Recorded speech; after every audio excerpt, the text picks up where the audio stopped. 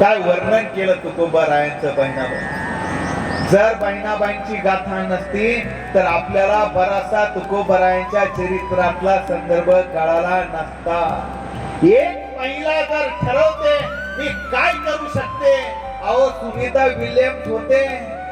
एक महिला जर ठरवते मी काय करू शकते तर ती जिजाऊ होते, ती अहिल्या माता होते, ती बहिणाबाई होते. अहो त्या आवली होतात, नवऱ्याची सेवाही करतात, 6 लेकराचंही पाहतात.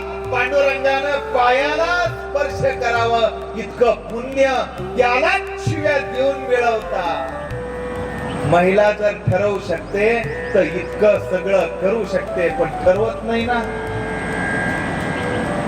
ठरवत नाही. हा प्रॉब्लेम आहे. आता उद्यापासून मी मोबाईल पाहणार नाही, बस सकाळ व्हायचा उशीर की कुठे मोबाईल हरवला का म्हणजे पोरग कुठे पाहत नाही, पाळण्यात होतो का पलंगावर होतो का झोपी घातलं होतं का उठलं का काय मोबाईल कुठे.